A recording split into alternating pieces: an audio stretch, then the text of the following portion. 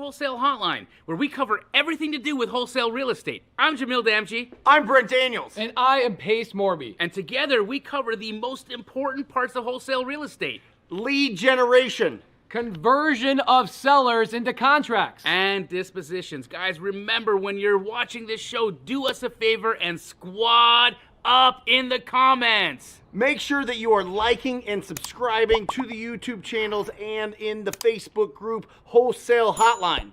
Most important, we want to know we're doing a great job for you and helping you build your business. So go give us a review on iTunes and or Spotify. So squad up and enjoy the show.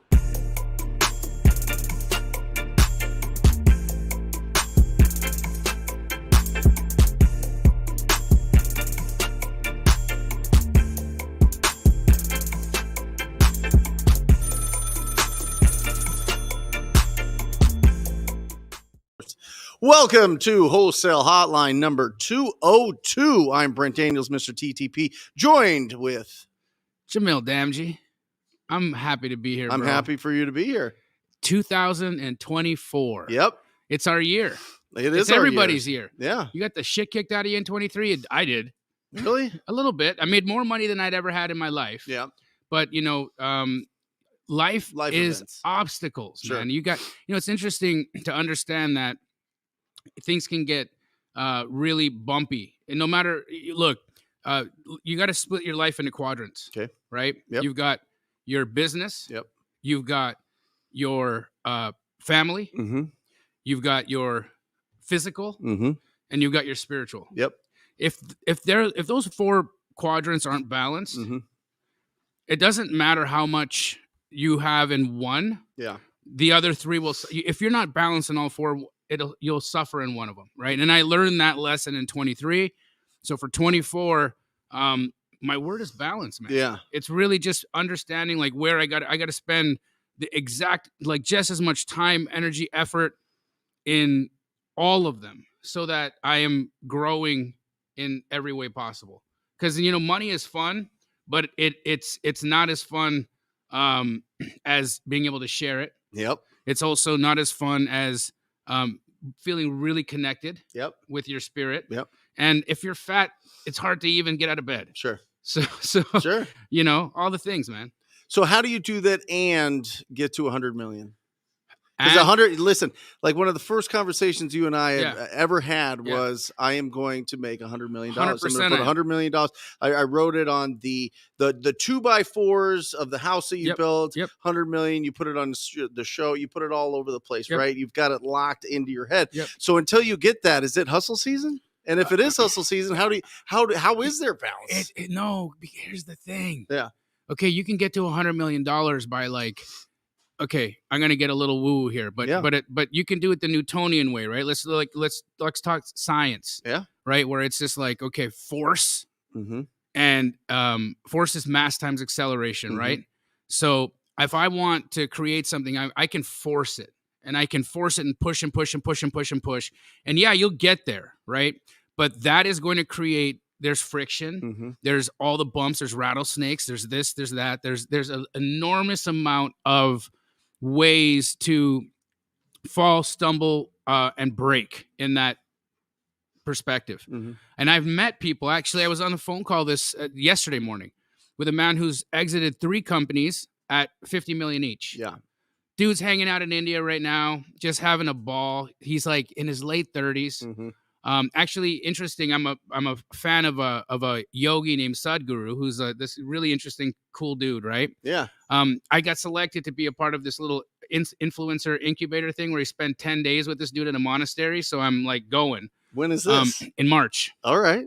So we got on a Zoom so he could invite me to that, which was like, I was in tears because I would absolutely adore that opportunity, right? Yeah. So what I realized is this man he didn't do it the Newtonian way. He did it internally. Mm-hmm. Inner engineering, right? You have to feel like $100 millionaire. Yeah. You have to feel like $100 millionaire. You have to think like $100 millionaire. And then you open your 2 dumb eyes Mm-hmm. and you will find the opportunities that get you to $100 million. And that's how it's going to happen. Yeah. listen, Is he an inventor? Because I feel like that there's differences between he's a dot connector. people that He connect can- dots yeah. and people that are merchants. And I feel like we're merchants. We can be. Yeah.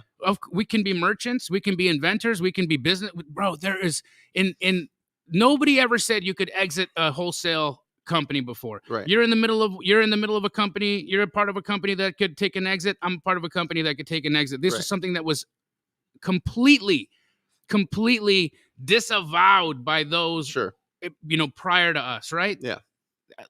And now I've understood that there's way too much BS, Mm-hmm. and there's you. Mm-hmm.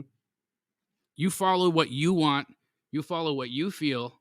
You ignore the BS and keep trucking. Yeah. Yeah, but I mean, you were going. You're still going. I'm still going. It's still like Yeah.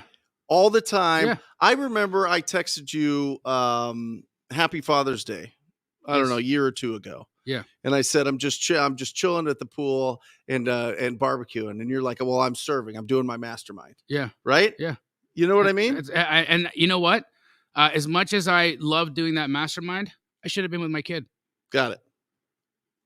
Truth. But so how do you turn that on and off? How do you know where the line is? How do you know? Because you learn the lines. Right. You learn the line. That's it. Trial and error, man. Yeah. Trial and error. So like I've made a commitment to my daughter to spend a week in Canada every month. Awesome. I rented a place out there. I have like marked it out. We went into her school calendar. We found out all the days she's got, like, the Friday off or the Monday off.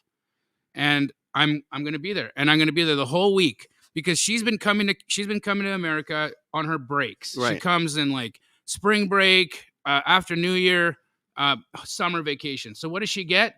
Fun. Poor mom has to have all the heavy lifting, right? Sure. She's got to do the disciplining, the all the hard work, which God bless that woman because she's incredible. Yeah. But when Charisma comes to me, it's a party. Yeah. Right? Well, no, it ain't. That's not what life is. Yeah. Right? Yeah. So I got to be there, even if it's just for a week, a month, where I wake up, make sure she gets her butt to school, drive her to school, pick her up from school, Mm-hmm. help her do her homework, Mm-hmm. and just do boring stuff. Yeah. Like boring, but it's not boring. It's like stuff that it will enrich my life to be able to sit there and do algebra with her. Right. And, Yeah. and she'll never forget that. She'll never forget the fact that dad is as busy as he is, Mm-hmm. and as much as he's got going on, he decided that I'm more important than any of that. Yeah. And I love it. that's the balance, bro. That's what it's about. Do you know through the different companies that you have how many people you employ? It's Like just ballpark.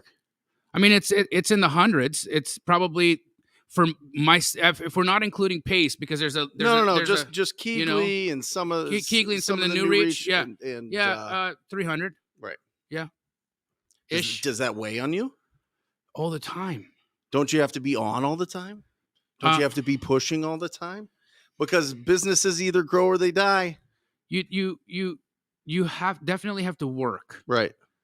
but you don't have to be on all the time. Got it. You don't have to be on all the time. You don't, man. Like there is absolutely an opportunity to breathe, Mhm. and you can create so much more from a place of like, dude, I've seen some people who just like fall into their body and they're not in their head. They're not in thought. They fall into their body and then they can do something in a short amount of time that Mhm. is way more meaningful, way more impactful than anything you could do in 2 weeks. Right.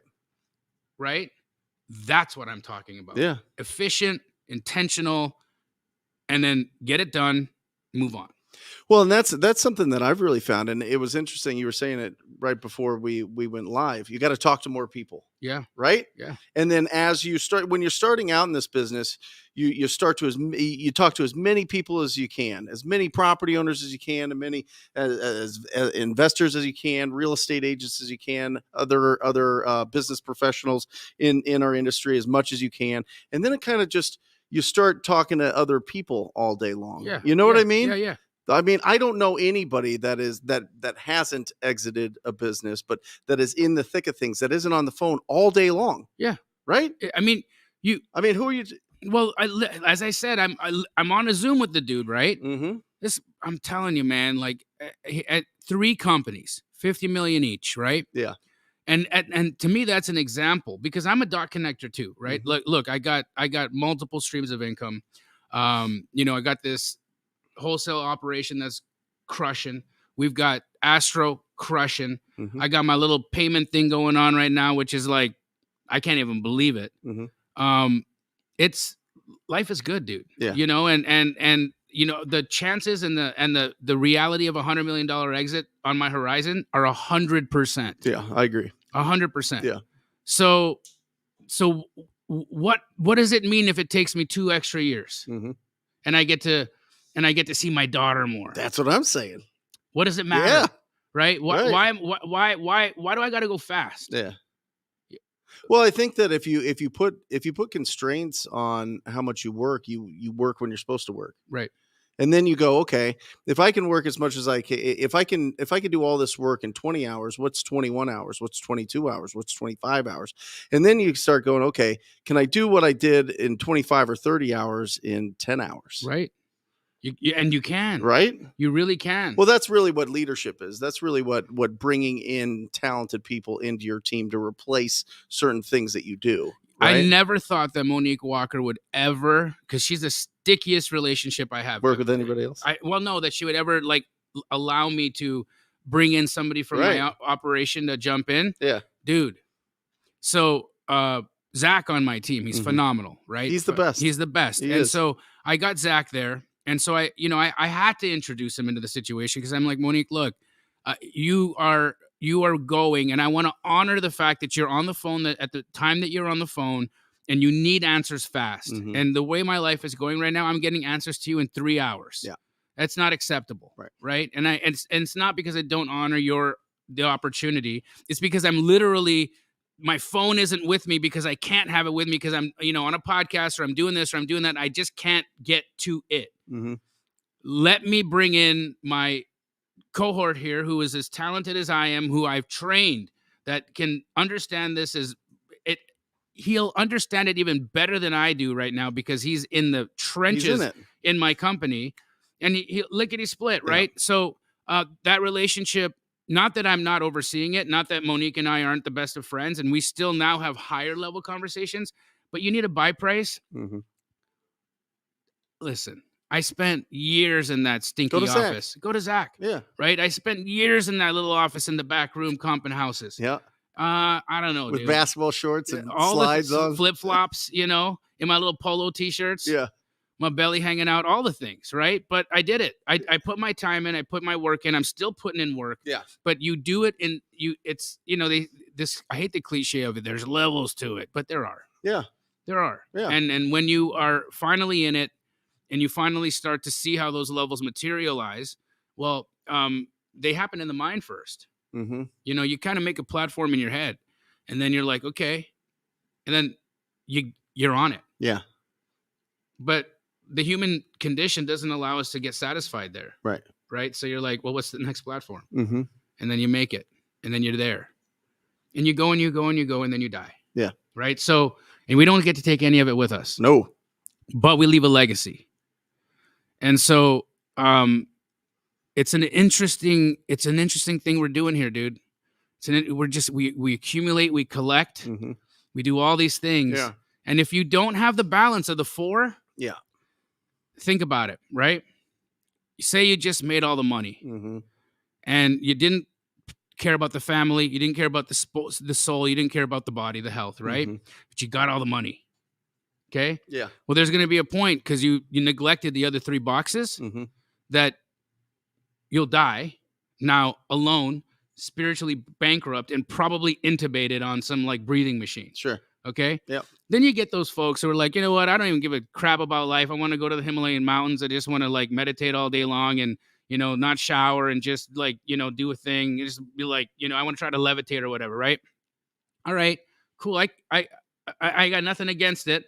All right. But at the same time, that dude will probably just die in that mountain. Right. Right? Yeah. And no one's going to find him. No one's going to care. And away it goes. Right? You put deposits in all of them. You put deposits in all of them so that when you're at the end, when you have put deposits in all 4 quadrants, that's the legacy. Yeah. That's the legacy. And I think that at some point, that's what we're doing here. Well, it also, I mean, listen, the legacy part is not the money. No. It's not the things. It's not and probably not even the experiences. Right. Right? Yeah. Because you forget them. It's the echoes of what people have gotten out of our life. Right. Right? Right. Did we help somebody to succeed and now they're on a totally different path that they never would have been on before? Right? Or you're not balanced in your 4 quadrants. Your kids are going to see that. Yeah. You know what I Yeah. mean? Yeah. Your kids are going to see where you're unbalanced and they're either going to go one way or the other. Yeah. That's why you see a lot of like entrepreneurial kids of entrepreneurial parents. They don't want to be business owners. No. They don't. No, they want to. Some of the. Interestingly enough, you bring this up because I was having a conversation with an entrepreneur that has a child, right? That they're trying to get like to really care about business. Yeah. You know what dude wants to do? Raise goats. That's it. I get it. That's what he wants to do. Yeah. I want to raise goats. Yeah. It's like, yeah, peace, goats. Yeah. For me. Yeah. I understand. I mean, you know, and if you can live a good enough life that you can provide your child the opportunity to like grow up and raise goats, phenomenal. Well, that's why when you're looking as an entrepreneur, when in your schedule are you going to be able to hunt for the opportunities? Because I think that there's something just innate, Jamil. I think that there's something in each and every one of our brains that's just like, you know what, I don't want to be controlled by somebody else. We probably went to school, but we weren't like excited to go to school. Who was excited? You know to what go I to mean? school? People are. People love it. Some people do, right? I mean, and nerd. Sure. Yeah, but I mean, I'm playing. You know what I mean? Like playing. we just don't want somebody to control the rest of our lives. Yeah. We don't want to be feared that we're going to be fired. We don't want to worry about like this slow way to 401k wealth that hopefully I get enough and my kids will take care of me at the end of it. Right. We're just built differently as entrepreneurs. Right. Yes, sir. So if we're built different, if we start with that premise, that hypothesis, then how are you going to go out there and serve the marketplace? Right. So what are you going to do? All right. So you choose, it's going to be real estate. Right. It's going to be finding great opportunities. Yeah. It's going to be flipping. It's going to be basically to replace your income. You got to flip or you got to do assignments. That's it. Yep. You're not getting rich off of rentals. So I had this great debate today with Jason Hartman. You know Jason Hartman? Of course. Yeah. Brilliant dude. Right? Brilliant dude. So we did it'll be coming out on my YouTube channel here in a bit. So if you're not subscribed to my YouTube channel, do it anyways, because get in there. Get in it. There's a video coming out next week that's going to blow your socks off. And him and I get into it about it because, he's a fan of rentals. Yeah. And I was, explaining to him why I'm not. Right. Right. Yeah. How in my long-term rentals have been, my short-term rentals have been, right. My pad splits have been going but he's like, that's not a proven model yet. Right. You wait till we see what the shakeout is with like the municipalities and the cities and there's going to be outrage. There's going to be people like, you got a freaking rooming house next to me over here. Like what's going on? So we'll see in the next 5 years how that shakes out. And I am giving so much positive energy to Pad Split. I hope it works for them. Sure. And I'm going to promote the heck out of them because I feel that it is an answer to, like, it's literally the step before homelessness, right? If you can get into a Pad Split at like a weekly rental, you're paying $200. I got a place to live. I got a bed. I got a shower. I got a fridge I got a kitchen to cook my stuff. I can go to work in dignity. Yep. I had an Uber driver that I had to, he was picking me up from the airport and pops up the trunk and there's a suitcase in the trunk already. Right. And it's open and it's just clothes in there. Right. I get into the it's a black car. Right. He's sitting there. It's a little funky. Sorry. If you're watching this, bro, I'm not trashing you. I love you. I give you a good tip too. But homie must have been sleeping in it. Yeah, sure. Right. Yeah. And I realized it, right? I'm like, this man is busting his ass, and he's paying attention to what we're doing. He's learning, he's trying, he's working, he cares, he wants it. But at the end of the day, he's got to fold them back seats down. He's got to pull up a blanket, and he's just got to park at a Walmart and sleep. Yeah. Right. And then he gets up and does it again. Right. So when you have these opportunities where companies are coming in to solve problems for affordable housing, I love that. Right. But Jason, going back to that, he has this slide which kind of like really opened my eyes to a lot of stuff. And the first thing was the delta between the actual between actual inflation and reported inflation. Yep. Right. Reported inflation is it's usually half of actual. Correct. Right. Yeah. So then I think we all feel that. Yeah. So now take this into consideration, right? And this is where I'm gonna give so much credit to our brother Pace, because he's collecting a lot of debt. Yeah. And collecting good debt, right? 2, 3, 4% mortgages, right? Which is great. That's an asset, right?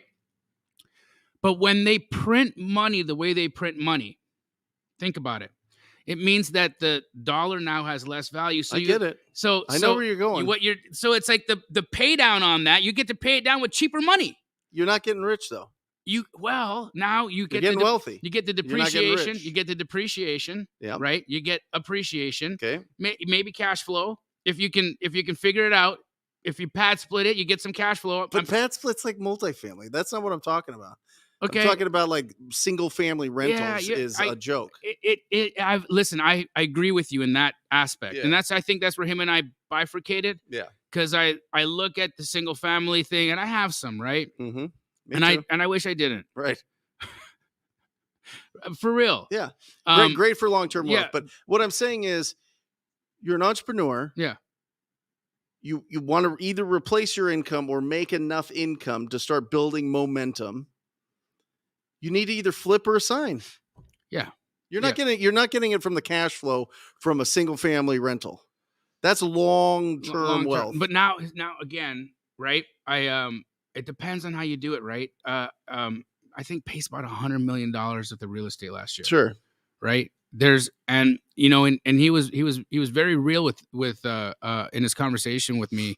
Of course, there's always like it takes time to get them up and going. Mm-hmm. There's going to be that little break of like, okay, I acquire it, now I got to get it fixed up, $3,000 on average. Whatever every that time is, you turn right? it over, whatever that is. And then away he goes, right? Yeah.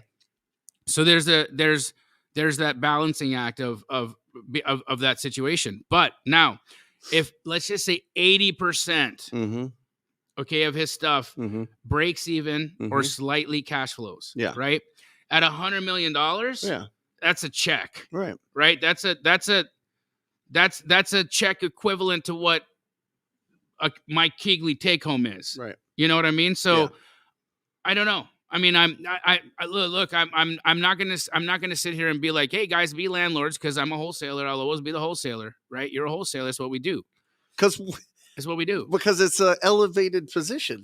Yeah, in my mind. Yeah, I mean it is. Yeah. I mean, finding the opportunities, you get to look down at every kind of exit strategy that you want. But if you don't have deals, you don't have deals. That's it. And what I'm going back to is we have these brains that say we don't want to be somebody to control the rest of our lives. So then we start a business. We're drawn to real estate. We understand the power of long-term wealth building with real estate. I'm not saying anything. If you want to buy real estate, great. Never sell it. You'll make an absolute fortune. You'll change the financial future for your families forever if you don't sell it, right?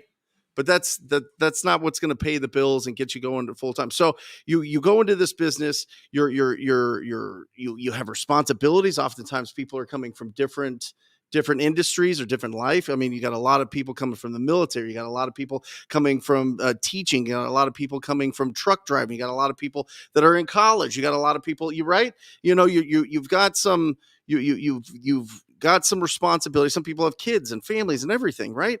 And so you got to be absolutely laser focused on what is the most income generating activity I can do today.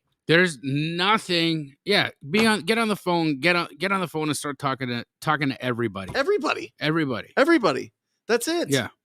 That is it. How efficient can you be on the phone? One, you got to pull really great lists. Yep. AI's helping us with all that. Yeah. All right. We could just see some ugly houses. So driving around, we find ugly houses. We can call on all those. We can easily pull up on Zillow or Redfin or on the MLS properties that have TLC or as is or whatever else. We can start making offers.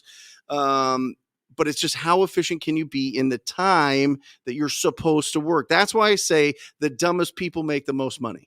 Because they're not pulling comps before they talk to the homeowner. Right. They're not trying to get their list absolutely laser perfect, right? Yep. They're just seeing rough houses and trying to get in front of that property owner. Yep. That's absolutely it. Or the people that represent those properties. That's the whole business. So don't like go into this thing thinking that you have to recreate everything. Start with just having a quality conversation, have as many as possible, start building up your experience, and then you can start hiring people. There's I did a To the Moon episode today with a gentleman named Jason Lee. Yeah. That's in the Astro community, right? He's to describe him as an introvert would be an understatement. Sure. Okay. And this is not at all disparaging. He's a beautiful man, beautiful family, like incredible dude, right? His story was fascinating because he had a trauma against entrepreneurship because of a thing his father did when he was young. Sure. So he was just like, entrepreneurship is garbage, right? Because he saw like the whole evil. world explode. Yeah, sure. Right. He's in this little box. He's a FedEx driver, and so he's working 9 to 5. He can't really he can't do the follow-ups. He can't do the things, right? So he gets Astro Blaster, right? This is not a commercial for it, but the only way he could actually maintain follow-ups, because here's the thing. A lot of us, when we're doing this business, we first start and it's motivation that gets us on the phone, and that motivation lasts 3-5 days. Let's be real. Yeah. Right? Yeah. And then what happens? You get back into your life. Yeah. And you stop doing the work. Yeah. Right? You stop following up, blah, blah, blah. So anyways, the robot kept doing the touches. He said it took 10 touches on an agent. He wasn't even like involved in it because it was the robot doing the talking. Agent sends him a deal, an off-market pocket listing in one of the most difficult markets. I hear people say all the time, "Oh, LA is impossible." So this is LA. Okay. He gets sent a house in LA. Agent says, "We want $999." He's like, "You get $850." They're like, "Okay." So they take it. Then he goes on this like roller coaster ride to try to sell the deal. The deal goes under contract like 3 times, falls out. It's just this massive, like emotional roller coaster for him. Ultimately sells it for $880, makes $30,000. Nice. And honestly, right? If you were to say to him, when you watch this, you'll be like, okay, it'll show you that you don't have to be a specific type of person. You don't have to have a big personality like Brent Daniels. You don't have to be a creative genius like Pace Morby. You don't have to have done 7,000 wholesale deals like Jamil Damji. You don't have to be anything like that. Yeah. You can be a regular person and have the most phenomenal life, making the most phenomenal money if you just figure this incredible business of wholesale real estate. It is truly the most game-changing, life-changing, amazing thing I have ever experienced in my life. Yeah. Bro, I'd be like, I don't even know. I'd very likely be an Uber driver. I'm brown. That makes sense. That's what would have happened. If I didn't find wholesale, I'd have been a taxi or an Uber driver. I don't know. Medical school didn't let me in, so what other options did I have? Right? Yeah. I probably would have been a really good Uber driver too. I promise. I would have been the guy with all the good stuff in it. You got the disco lights. Oh yeah, hell yeah, dude. It would just be Tupac all the time. Oh yeah. Yeah. People would love it.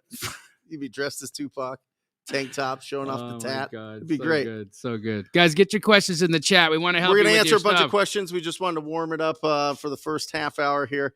Jamil, how is 2024 looking so far for you guys? Okay. Because you have some stats. I got some stats. I got stats, man. I want to run through this so that we can. We're up 25%. 25% volume uptick from the beginning of 2024 to right now in terms of volume if we're comparing it to December of 2023. Okay, so this is just like how many phone calls, contracts, assignments, phone calls, contracts, assignments. It is booming right now. Yeah. And it makes sense that it's booming. It absolutely makes sense that it's booming. We have now been given the forecast of an attempted soft landing of the Fed. Mm-hmm. We're in an election year. We understand what that means. It's the year of the dragon, they say as well. Yeah, it is. Which is always exciting. Always exciting, right? I was born in the horror side. I don't know. I mean, but I got a dragon tattoo, so maybe it's something. I don't know. We'll see. But truly though, I do believe that here are the two statistics I think are important for you to watch in 2024.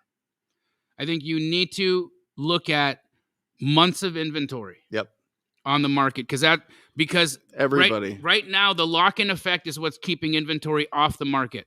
So people holding 2, 3, 4% mortgages, they're saying, ain't gonna sell, gonna either rent it or stay put. But I'm never gonna, because they're now realizing that the debt is the asset. Oh, right? Yeah. Oh, yeah. So they're holding on. And they've been holding on. But what happens when we get to 5? And you're at 4. Now that delta is like a point. Yeah. And now all of a sudden that decision-making process of do I sell doesn't become so difficult anymore. Because when it was 7, 7.5, that was a hard decision. That was actually an easy decision to make. You're like, nope, ain't going to do it. But now when that delta gets smaller and smaller and smaller, there is going to be more inventory on the market.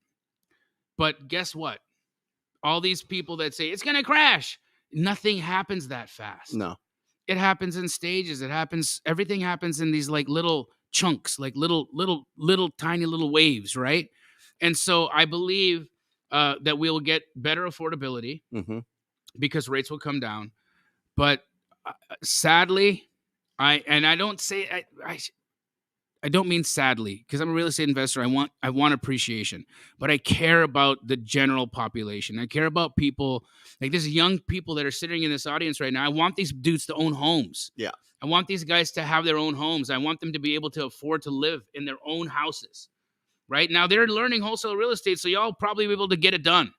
But there's other people out there bagging groceries at the Safeway right now who would like to live in their own home, who want to be able to paint their own walls, who want to not have landlords just up and kick them out one day and say, hey, I'm going to sell. I'm moving to California or wherever. I'm going to sell the property or I'm changing my situation or whatever. And you got to go. Like that happened to us.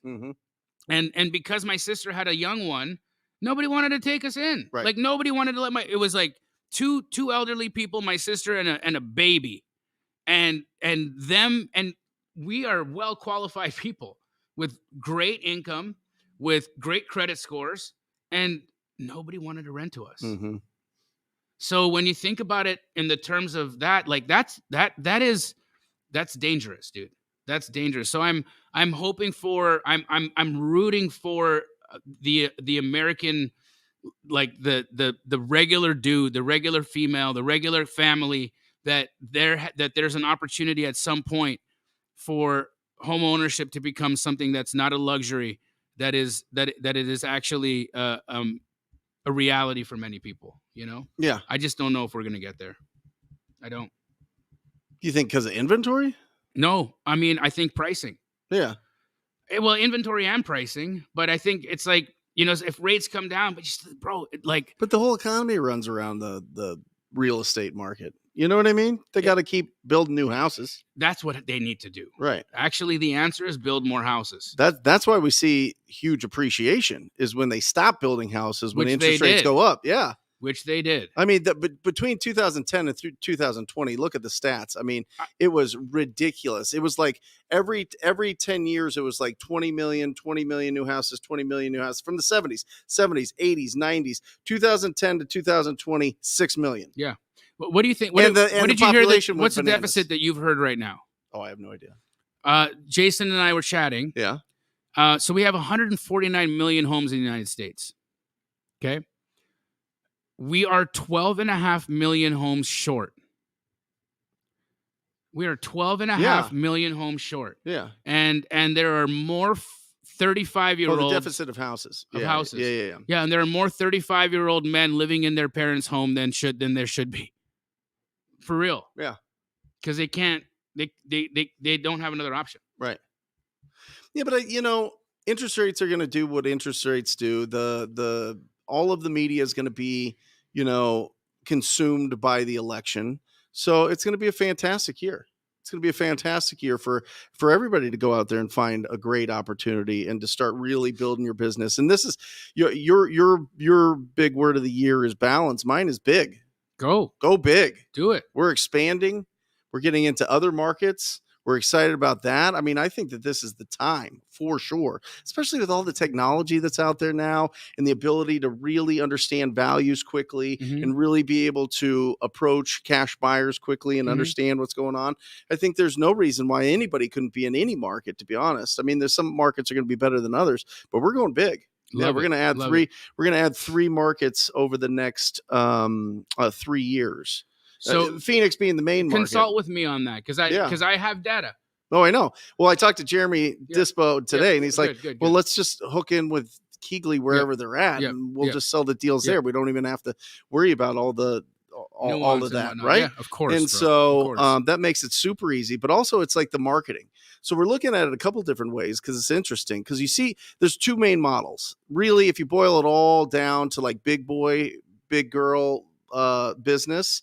There's hire 30 to 40 callers, get as many leads in as possible, train up absolute savages to take all those leads in, convert them, do it all over the phone, send it virtually, get them locked up, get them sold, right? Yep. Solid model. Yep. Solid model. Yep. Ton of turnover.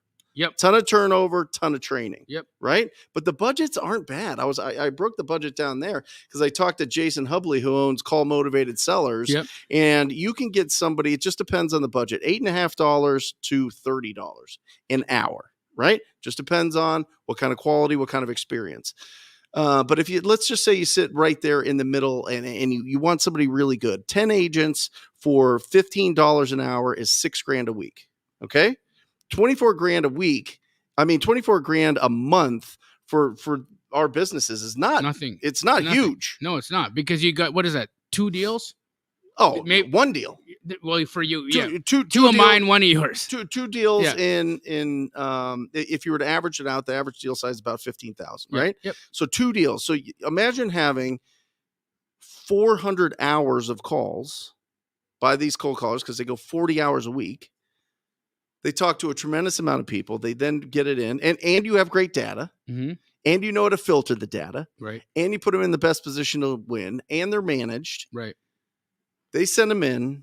Now you need a team to be able to convert them, or convert them. You need to convert them. Yeah, that's where everybody really makes it because getting the low hanging fruit and talking to enough people and it's really tough to screw up a motivated seller. Yeah, it really is. Because they're going to sell. They have a problem. They're going to sell. It just depends. The magic is, are they going to sell to you? Right. That's where the magic is. That's where the skills are. So your acquisition team has to be absolutely phenomenal. Absolutely phenomenal. You have to hire really great people. You got to train them. And it's a bigger machine. You know what I'm saying? 100%. The other side of this is pay-per-click everything. Yeah, I'm still not sold on it though. Pay-per-click everything. I mean, I don't know though. We went 1 to 4. Yep. This year. And I'll tell you the numbers. The average cost for pay-per-click last year was $7,200 here in Phoenix per deal. Okay. Average deal size was 25,000. All right. So 72 into 25,000, and start to finish, first contact to close 50 days. Right. Calls start to finish 108 days. Right. So you're not getting your money back out of that investment for building a big team for typically about 90 days. That's probably pretty average, but ours was 108 days. Right. Yep. So pay-per-click's faster. Yep. Pay-per-click, you need way less people. Yep. Because you have way less leads. Right. Right. So your overhead's lower if you have people on base plus salary. You have, I mean, I know who you got doing the pay-per-click for you, right? Phenomenal dude. Very rare. Yeah. It's very rare. Yeah. I've hired probably 10 agencies Yeah. in our history. Yeah. And every one of them have been dog shit. Yeah. Right. Well, you need somebody to watch it hourly, and that's something that we've learned. Yeah. I mean, you need the campaigns watched hourly, and we have like 10 people that we're working with in the Rhino tribe that throughout the country that we're doing pay-per-click, and we'll build an agency around that's really good to make sure that it's really focused. But the leads are now. Yep. The leads are incoming. Yep.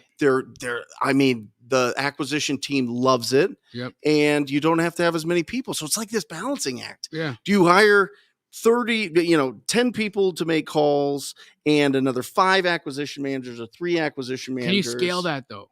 Because that's the other piece, Of course. right? How? Because it's so like, because now you got to have the rock star, because it's Johnny Rocket on the spot. You got to be the guy that's getting the phone. Yeah. You also got to be the guy that can convert. And let's be for which side, the calls or PPC, the PPC? PPC, right? That there's the other piece. So you've got a great situation. Yeah.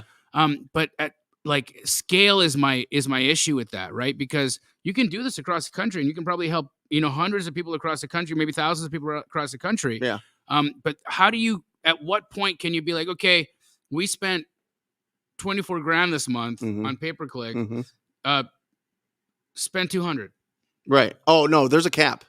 That's what I'm saying. No. There's certainly a cap, and you find that out. We found like at 35,000 in our market here in Phoenix. There's a huge drop.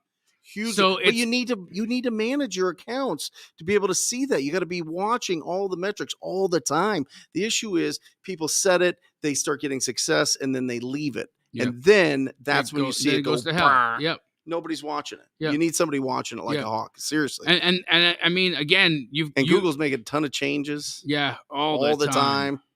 You got to be on top of all of that. So it's like the TTP in me is like, oh, cold call team, bunch of people, get them in here. Yeah.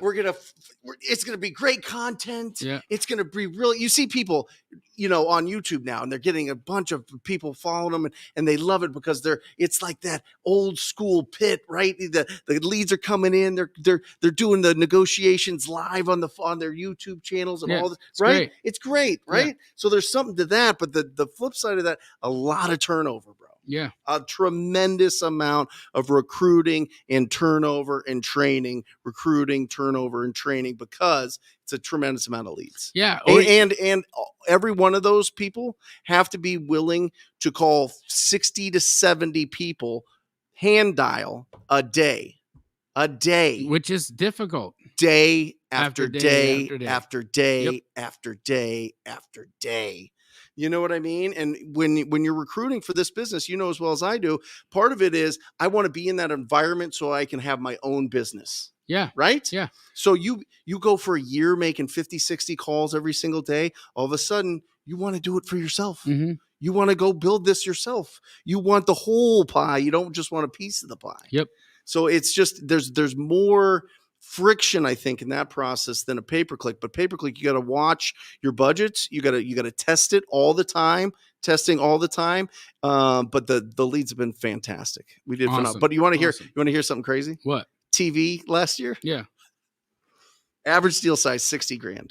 Wow. Average spend $37,000 per deal. Yeah, so turn it off. Oh, yeah, it's off. But think about that. Think about if you did have 10 agents calling that was super talented and getting in. It's just like that whole thing. They were like, and I want to ask you, because you have this big machine. Yeah. You have a big office with a lot of people and all these things. Super low turnover. Right. Yeah. But we drug them all. You drug them all. No. Yeah. I mean, you got them all bewitched. No, it's the culture, brother. Right. Like we have an incredible culture in that organization, right? It is beautiful. Yeah. And the drug is love. Right. It is. Yeah. It's like we love on the people in that company. Recognition, attention, all the things. Yep. All the things. All right, let's get to some questions. Armai Akai, can I hire 2 callers as interns? Compensation would be experience and some coaching plus bonus for closing. Would this work? No. Sorry. I would love it. Yeah. I did it for years. Yeah. It never works. No, I did it with real estate agents. They show up on day one. Yeah. They're late on day two. They're not there on day three. Yeah. Yeah. Listen, if you want people's attention, What's up? It's exactly how it goes. If you want people's attention in your world, you need to be able to provide something for them, and it can't just be experience. No. People need some sort of base plus, or just pay them hourly. Yep. I've always found I've kept the same phone prospectors, one now for 4.5 years, maybe 5 years. Fran might be 5 years, hourly. You pay him hourly. No, she doesn't even want bonus. Yeah. She just wants either more hours or she just wants job security. Yeah. That's it. Yeah. That's it. So I always found that the best callers live overseas. Not that they were born here, they were raised here. Expats.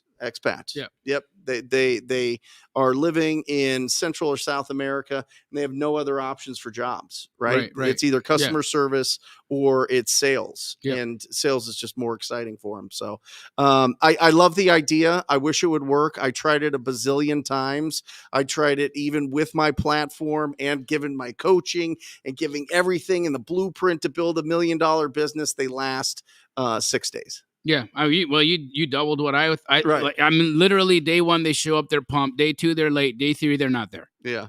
That's the recipe. Yep. I love it. Here we go.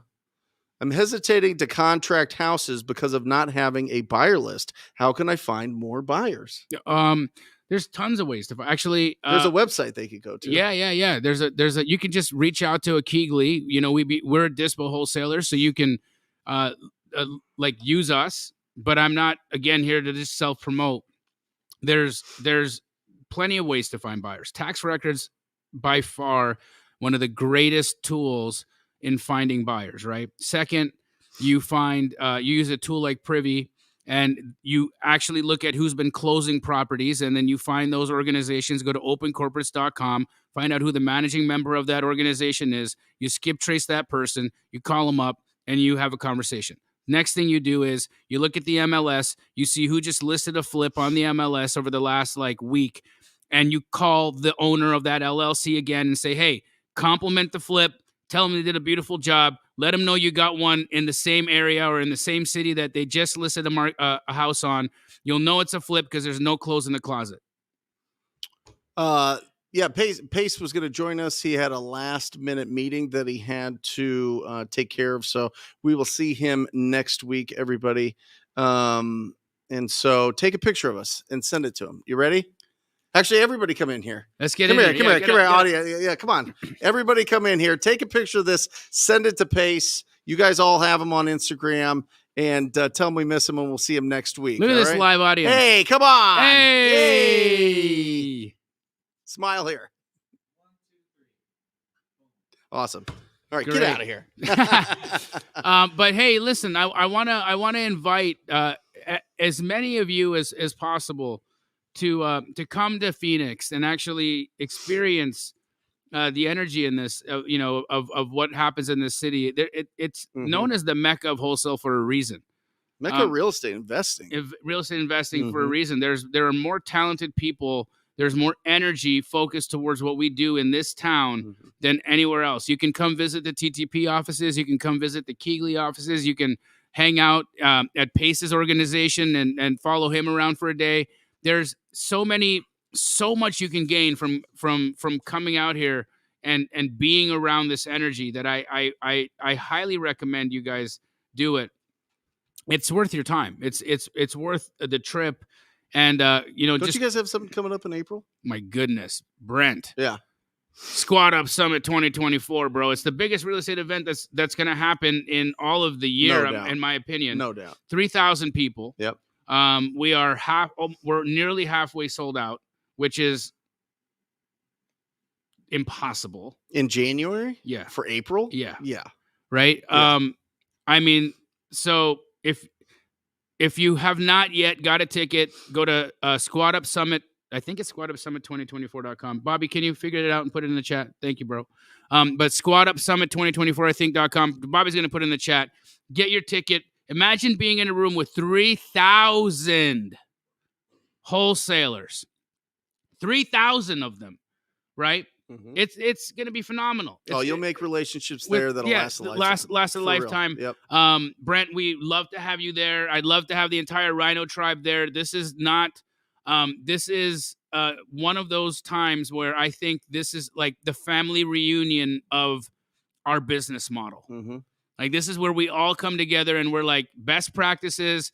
This is where you have those interesting dinners with people. Like you find people that you resonate with and you go have dinner with them. You bring your families because it's going to be in Orlando, Florida. So if you've got in Orlando? Yeah, if you got your Why spouse, Orlando? Because it was the only place that we could find a venue big enough. Plus, we What wanted are you doing? April in Phoenix is like the greatest time. Yeah, ever. but we wanted When in April is it?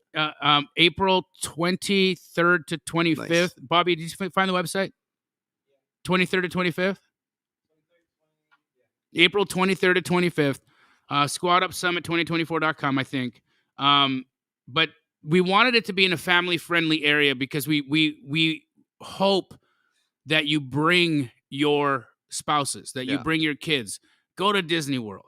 There's going to be so many of us that are going to be spending extra days there and just hanging out with our families and look, if you've got, if in your family right now, your people are like, hey, I don't know if this is really like a real thing. Bring them to that event. Yeah. Let them see what that is about. We got Mel Robbins coming. Awesome. It's impossible to book that woman. Yeah, she's incredible. And Donald Miller what was from her thing? Story 8 Brand. seconds something. What was her thing?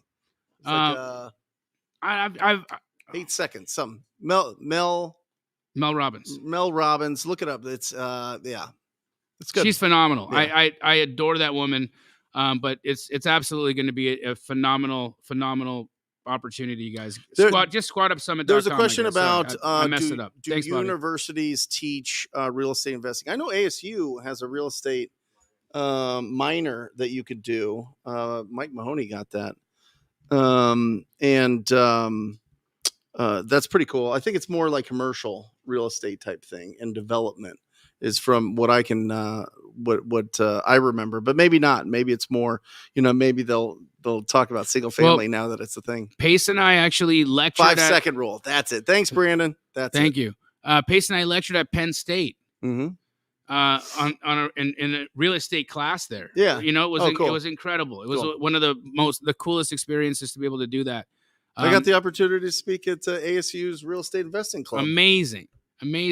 This is you got to go talk to him. Yeah, this is great. Yeah. This is I love it because higher education needs to evolve. Mm-hmm. It absolutely needs to evolve. It has not yet embraced the fact that a sociology degree is not going to get you anywhere.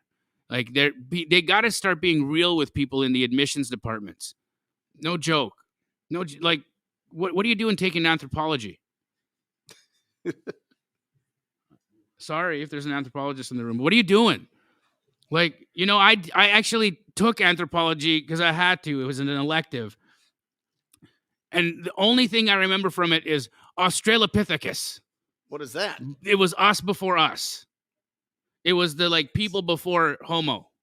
Nice. Yeah, like before Homo sapiens, there was Australopithecus. We were hairy little Were gremlin. we in Australia? Yeah. No, we were that was what we were called. We were in Africa, bro. Oh, yeah, of course. Yeah. Yeah. Yeah. Good.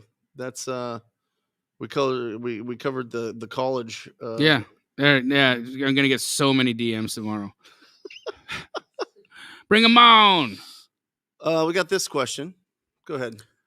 Can you identify Mm-hmm. what situation or moment turned you into a freedom fighter? Sharing all this knowledge. Oh my God, that's a great question. I will identify for me what it was. It was this man. Because I was invisible on social media. My profile picture on Instagram was an owl. I didn't answer DMs. I didn't care to because I was wholesaling too many houses. Yeah. But I was doing a lot of business with Brent, and he convinced me. He said, "Jamil, you're doing something here that is completely different, and it works. Obviously, it's working extremely well. Look at what's going on over here, and you gotta share it." You have to share it. It's your responsibility to share it, because there's people out there sharing misinformation who don't do the business, and people are getting scammed. And we got to elevate the situation. And so that was it was actually the defining moment for me. It was Brent Daniels. Well, I think Josiah too, coming out with Astro early on, and you building that up and doing all the being the backbone of all of that, and then taking the helm. Yep. I think I was always a team sports type of guy, right? And I always liked the speeches that the coach would give. I always thought, how did they come up with that? How do they put this? They're thinking about all these things, and then they gotta, they gotta not motivate us, but like keep us all like together and focused on the job at hand and all that. And I always had great admiration for all the coaches or big professors that I had in college, or even some great teachers in high school. I just thought that it was great how they could just change a perspective, and it led me to being more curious. And so I think curiosity is an underrated skill, or underrated, attribute, I guess. And so I just wanted to see, if what I did worked for other people. Yeah. And it did. And then you find principles in that, and you go, okay, if it works for me and it works for this guy and this gal, then does it work for everybody? Right. And then you just try to put together all the things that work for everybody and just get as loud as possible for it. Because again, you're going to be, you're going to be a picture on somebody's wall 100 years from now. Yeah. You know what I mean? If you're lucky, right. If you're fortunate, if your family likes you. Well, not even on somebody's wall. You're going to be, everything's digitized. It's going to be in somebody's someone's like computer moving glasses. Photo frame or whatever. Yeah. It's like, man, so I mean, what lasts is the echoes of the value that you provided. Yeah. And you just hope they do as much of that as possible. Bruce, it's my favorite quote. Bruce Lee said, "The key to immortality is living a life worth remembering." Mm-hmm. That hit me. I remember I watched that Bruce Lee document. No, it wasn't a documentary. It was like the Bruce Lee story or whatever, right? With that Jason Scott Lee guy as the actor. He did a phenomenal job. Dragon. So good. So good. Bolo Young was the bad guy. Oh yeah. He bounced his titties and he did the thing. Oh, he was so good. But that movie was phenomenal. But like you look at like a man like Bruce Lee, right? Mm-hmm. He was here a short time. Yeah. And did so much. Mm-hmm. And people still regard him as the greatest martial artist of all time. Yeah. You look at Tupac. Mm-hmm. 26 years, dude. He passes at 26 years old. Mm-hmm. And you can go and listen to any of his albums and find timelessness in all of them. Yeah. Right. And so, like, what are you going to leave behind here? What are you going to do? Yeah. What are you going to do? Love it. What are the pros and cons of a down market? Oh, Nicholas asks. Nicholas Sams. A down market is the time to buy, my friend. That is when you are the negotiation king. You are cash rules. The buyer gets to decide. A down market is where you buy deep. You buy deep. I have gotten the best deals that I've ever bought in the down market. That's not what, like, it's the greatest time. People got it twisted. They're like, oh, it's a down market right now. I don't want to be involved in real estate. And that's why you are a sheep, because you are not letting yourself think outside of the box. You're not understanding how the actual world operates in the world of real estate. And when there's fewer buyers at the table, which makes it a down market, that makes all the people who are sellers very, very, very desperate. Mm-hmm. Very desperate. Mm-hmm. You're the hot chick at the party. Yeah. I'm sorry that was so derogatory, but it's what it is. Like you are. Like you're the one everybody wants to know. You're the one everybody wants to look at, talk to, be around, because you can write the check, you can close the deal, and that means that I am selective. I can be selective, I can be aggressive, and I can get what I want for way less than I'm going to have to pay when the market is up and crazy. What's the downs of it? Down market? I don't think Let's answer that. I don't think it. What do you think kind of market is this? It was balanced, stale. Right. It was stale. Yeah. Right. Yeah. Kind of like when you leave your clothes in the washing machine a little too long. Mm-hmm. That smelled like that for a bit. But it's not like that anymore. It's downy now. It smells good. Not downy. No, it's downy. Downy. Downy. You know, like Yeah. with the fabric softener. Yeah. It's good. It's fluffy. Yeah. Yeah. No static. It's good. I'm excited about 24, dude. I'm super bullish on it. I think there's a tremendous amount of opportunity. I do not see the housing asset class have any danger. And as I was again looking, you guys have to watch this YouTube video we put out next Monday with Jason Hartman. I just don't know a more intelligent person who's everything he says is data driven. Mm-hmm. So he's like in the numbers. He's swimming in the numbers. And when he comes to a conclusion on where things are going, it's with a lot of thought and analysis. And it's not one of these opinions. You know, it's funny. I was listening to the CIA operative who was talking about how you can actually get somebody you're talking to actually like have like identify with your opinion or even like implant it into their head and make it theirs, you know. Mm-hmm. Some trickery, right? It's not even that. We're not messing around here. Like, I'm not saying to you guys, like, hey guys, the market's going to be really good so that you guys all just go out and do real estate right now. This is like, if you do not take advantage of what's going to happen in this year, I don't know what's going to happen in 25. I don't have enough information to determine that. I'm going to be watching 2 data points over the year, months of inventory, days on market. Those are my 2 most important data points I'm going to be watching in the year. If months of inventory get close to 6, start pausing. Mm-hmm. We're at 2.5 right now. Mm-hmm. Yeah, but that's going to be soaked up early this quarter. Yeah. It already is. Yeah. I mean, you already see properties going under contract really fast. Guys, what you can do is you can go to realtor.com, and you can look at all of the active listings in your area. All right. It pulls it up. The first thing is it's going to pull up actives and pendings. Now, what you can do is you can go into the more, but now I will share this, but I don't think the computer's connected. Is it, Matt? It's all right. Don't worry about it. And you can go in and you can look at, you can remove all of the pendings. And so then you look and you go, okay, there was 5,000 active and pending. If I remove all the pendings, that takes it down to 3,500. Then subtract, all right, 35 from 5, there's 1,500 pending listings. Right? Yep. And then you go, what is the active listings divided by the pending listings? Yep. And that'll tell you how many months of inventory, which also affect the percentages that we have to get, right? Listen, in a good market, in a bad market, in a stale market, we still have to talk to people. We still have to find opportunities. That doesn't change. The only thing that changes is our negotiations and what price we can lock that property up.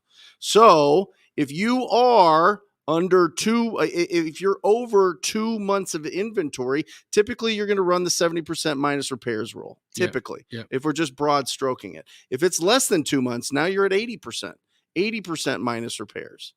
Well, I was texting with you today. I mean, we're at like 82, 84%. I'm at 82 minus repairs. Minus repairs. Yeah. Here is what deals sell for. Yep. Is what deals are selling for. And we're right there at that like 2 month inventory. Yeah. Right. And so that's really the key indicator. And if you guys want to know how to, I'm still standing behind my dollar per square foot flat method right now on a cosmetic right now, guys. Yes. Don't spend a half an hour pricing out baseboards. Tell them. What do they use? It's $60 a foot. Yep. It's $60 a foot right now for cosmetic. It's what it is. And this is excluding SoCal and New York. Excluding SoCal and New York, everywhere else in the country, it's $60 a square foot for a well done cosmetic remodel. That's like, the nice stone, like a well done cosmetic remodel. Kitchens, bathroom, the whole $60. $60 a foot. That'll and if you use that number and it needs less, good for you because you got a better deal, right? But you can be very confident that at $60 a square foot, as long as you're not talking Cali or New York, your number is going to be pretty on the money. Matt, can you put this computer on or no? Yeah, that'd be fine. I'll show you guys how to pull this right here because it's pretty easy, and I just want to make sure that you guys understand the math because this gets tricky for a lot of people. I apologize. It's not 60. It's 50. I'm so sorry. It's 50. My head's in the wrong spot. It's $50 a foot. Soundbite. $50 a foot. Yeah, it is $50 a foot. Yep. Okay. Well, I mean, you look at it, and you're even carpet and paint. Even just going in and what used to be $1. It used to be $1. Yeah. You guys are doing some math right now. You guys in a remodel right now, by chance? Anybody in a remodel in here by chance? No. Yeah. I mean, it's where it's shaking out right now. There we go. You want to share that, Matt? Put that up there. All right, guys, just put a main screen, please. And here we go.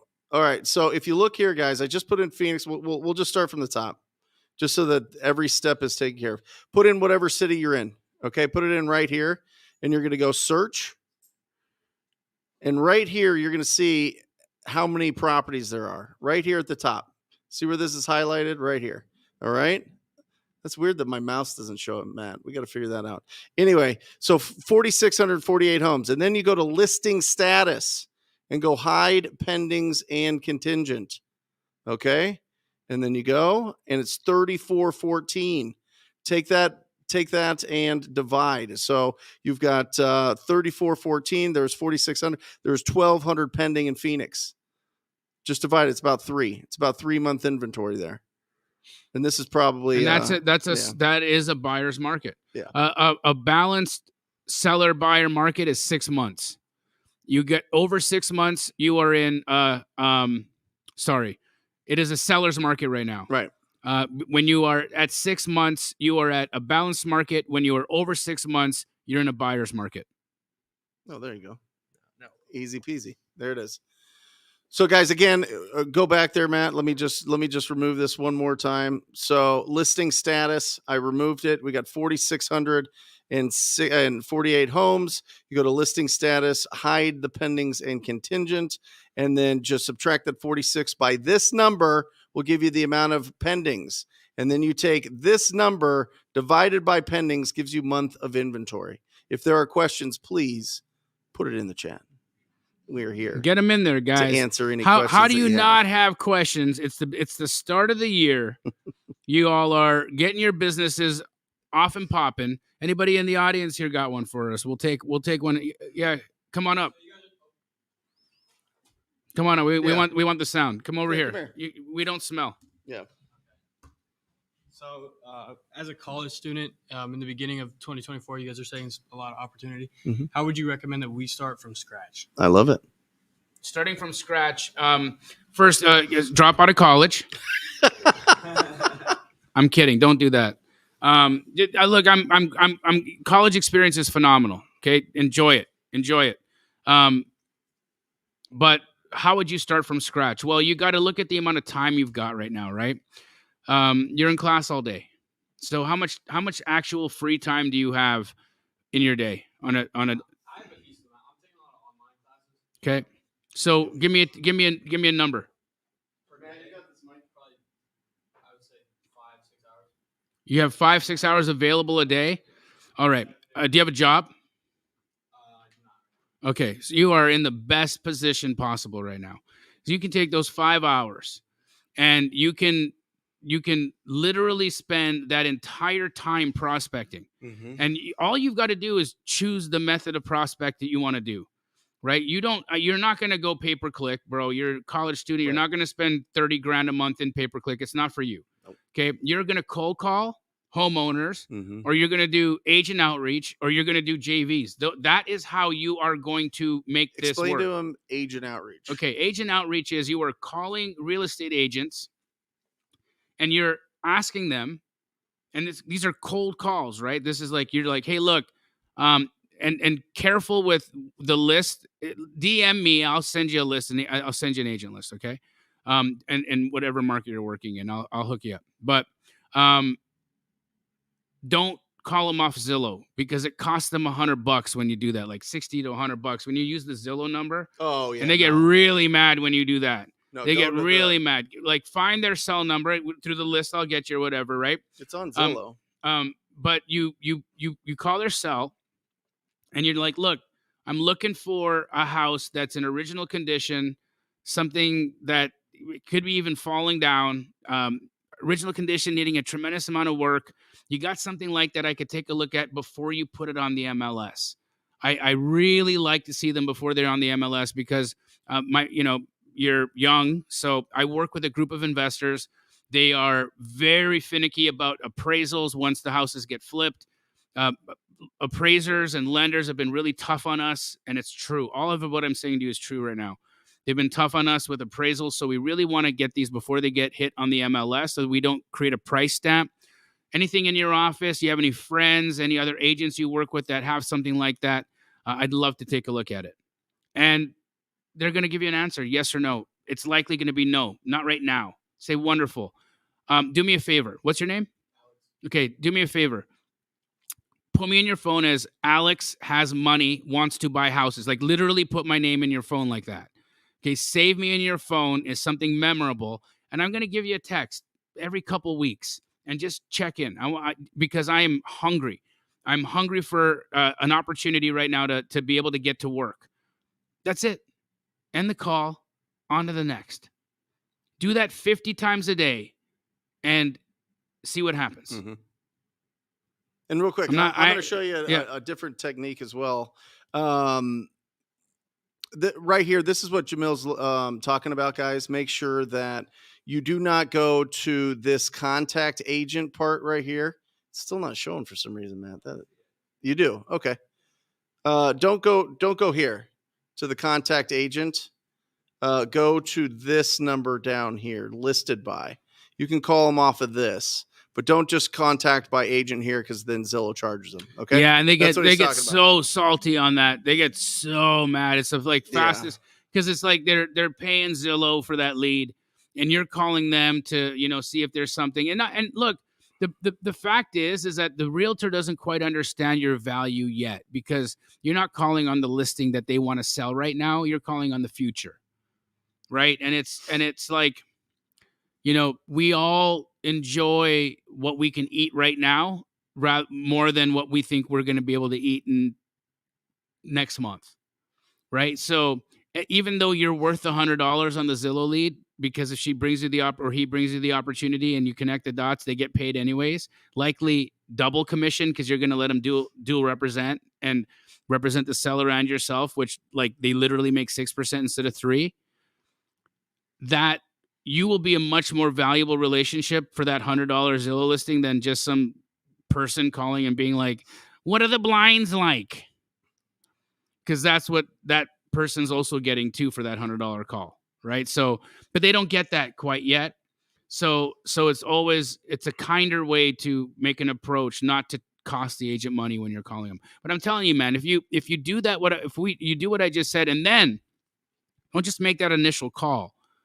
Follow up, right? It's 8 to 13 touches. It's okay. There's a guy, AJ Pratt, right? Astro community dude. He got super pumped. He's doing agent outreach. Again, 9-to-5 job. So he's not in your situation, right? He didn't have the time. You've got the time. So you don't got to go spend money on software or do a bunch of stuff. Just do the work. This guy has a full-time job. He had other things, obligations, kid, family, the whole nine. So he gets the blaster thing going. He sets it on. It hit this one agent with a follow-up 19 times. What person? And you know how many times the agent responded on those 19? None. Yeah. It was a follow-up, no response. Follow-up, no response. Follow-up, no response. Follow-up, no response. You would have given up at what, 4? 5? Let's be real here. When would you have given up? 6? Probably 3, right? You would have given up. You would have given up. 19 touches, $25,000. Come on, this is what it is, right? And so, like, it is a game of doing exactly what Brent says. Talk to the people, right? You got to talk to people. You got to do that, and then you got to follow up. Because if you just have these little bursts of motivation and discipline is not in the equation, it doesn't work. Discipline takes you places motivation can't. That's for sure. So you can go out and, like, zero budget, take that pad of paper, drive around town, write down the addresses of the ugliest houses. Okay. Just the ugliest houses that need renovation. And you could go right here. This is a slick website, cyberbackgroundchecks.com. Ooh. Right? Cyberbackgroundchecks.com. You put the address in here and it'll give you the contact information for the owner And of that will it property. also tell you their arrest record? And if you pay Oh, for it, it'll tell you anything you damn. want to know about them. But you don't need to worry Damn. about that. We don't care. Listen, let them live their lives. We just want to buy their house. You know what I'm saying? Hey, by the way, I noticed that you got a house that's kind of. I drove by your house. It's falling apart. Also, I did a background check. You're a pedophile. How much you want to sell your house for? Build some rapport there.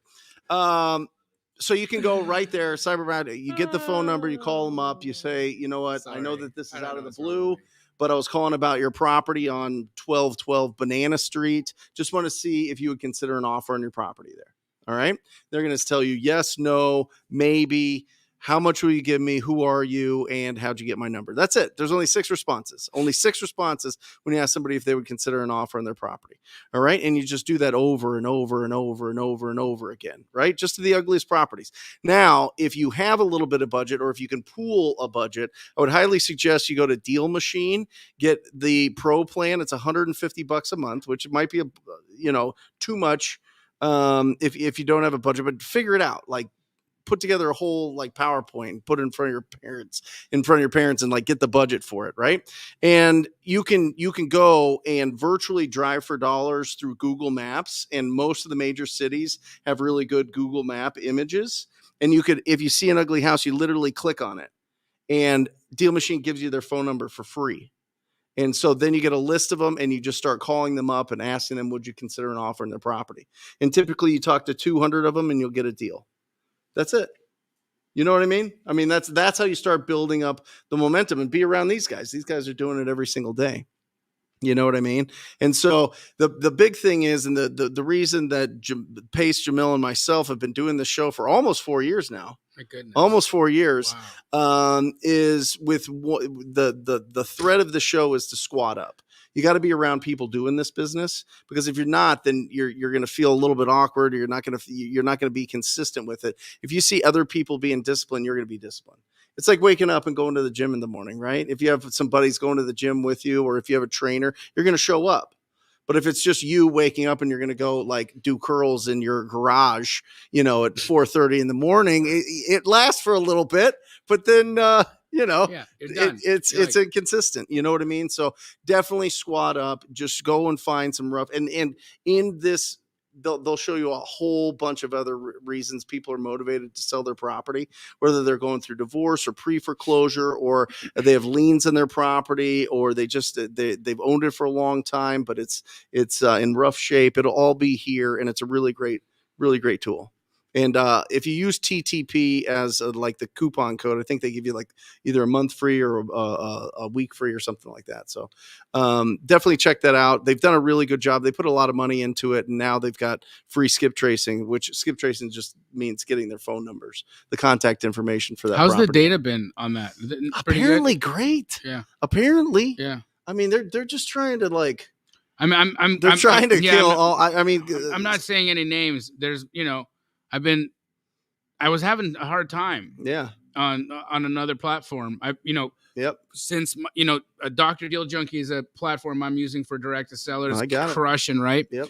The skip tracing there was like, when I do it live. Yeah. I want to make phone calls. Well, I talked to them and I made them clean it up. I want people to pick up the phone. Yeah. I was in another little thing doing a live, and it's just like, you have reached a number that has been disconnected. Yeah. You have reached a number that has been disconnected. Yeah. It's like, I'm doing this for 15 minutes, man. Come on. Well, you were hand dialing too. What's hand dialing? Yeah, you got to put it in a dialer. Yeah, so but you don't never even hear that. True. Yeah.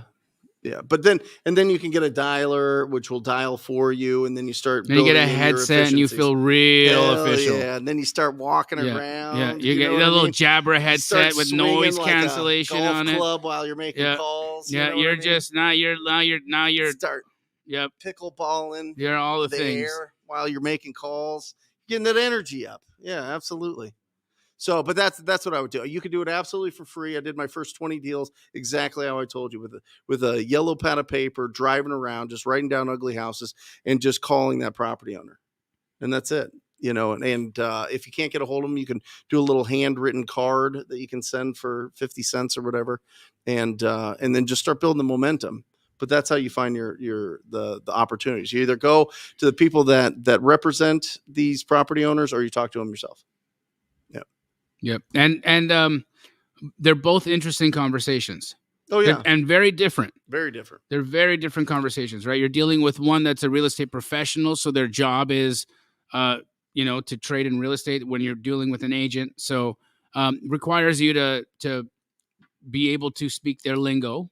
And there's lingo. There's definitely a lingo. Bobby, we should do a little lingo sheet, little infographic on my Instagram for agents. For agents, yeah, because they got their little lingos, and if you know, if you can speak agent lingo, if you can speak agentese, they're like, it's immediate trust. Yeah, it's immediate trust because you're saying the right words.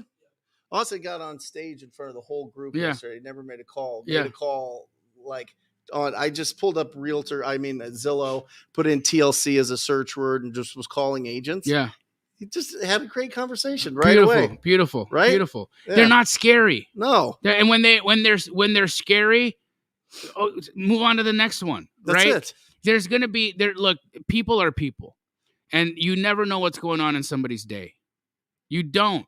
I realize that you can call somebody on a Monday and something real terrible is going on in their situation in life, and they're going to be a jerk to you.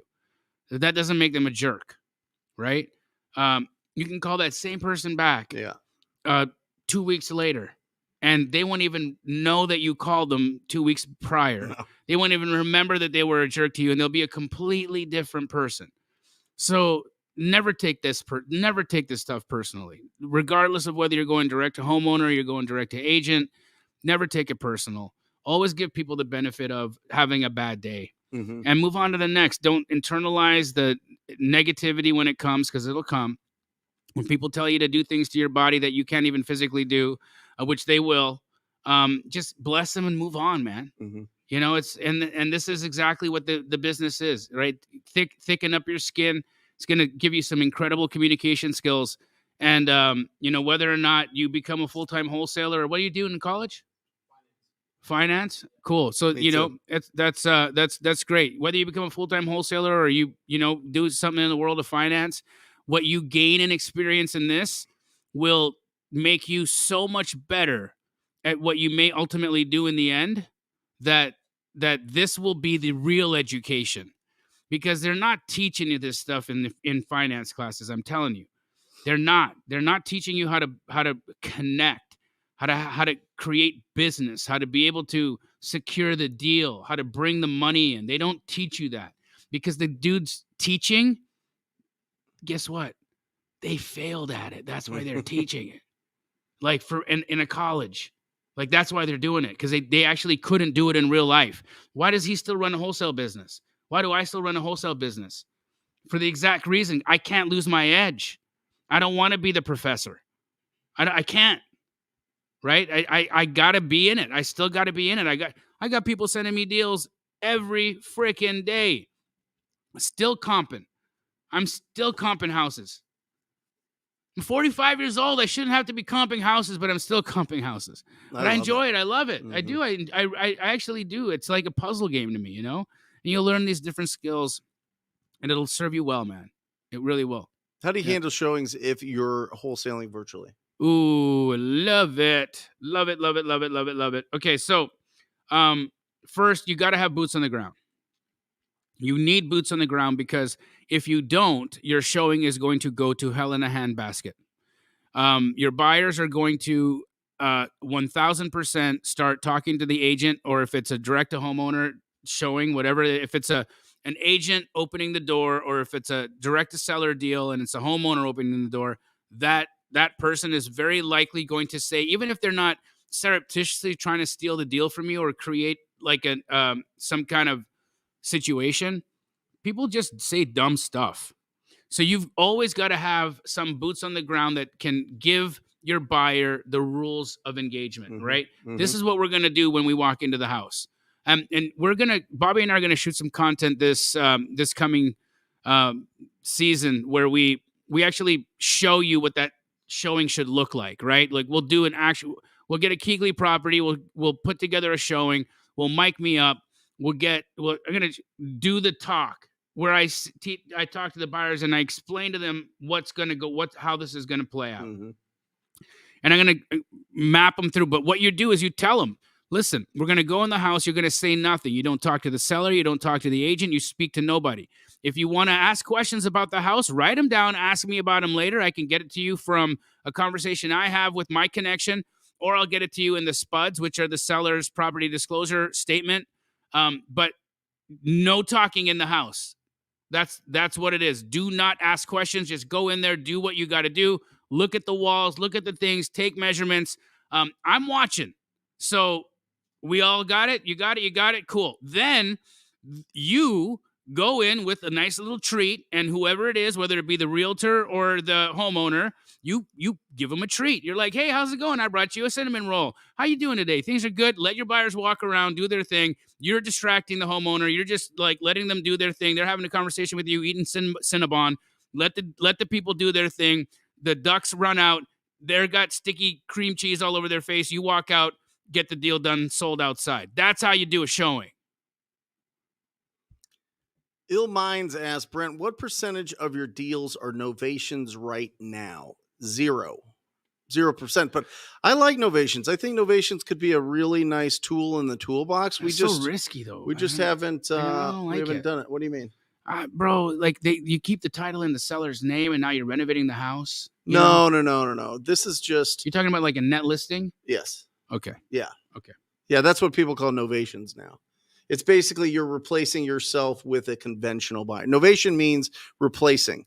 And so what you do is you put a property under contract that's in somewhat, you can get conventional financing. This isn't really destroyed properties. These are just properties that are in okay shape, but the seller just doesn't want to deal with it, right?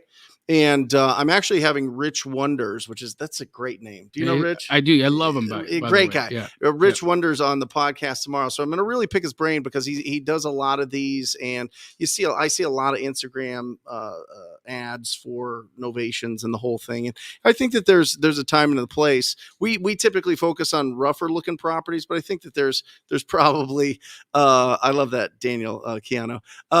There's probably some great places that we can add this to our business. So I want to pick his brain on exactly, where that fits. I was working with Todd Toback about a year and a half ago, and he was doing some great trainings on that as well.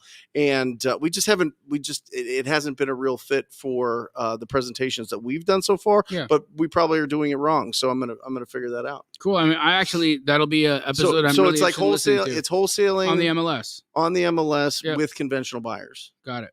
Right. Yep.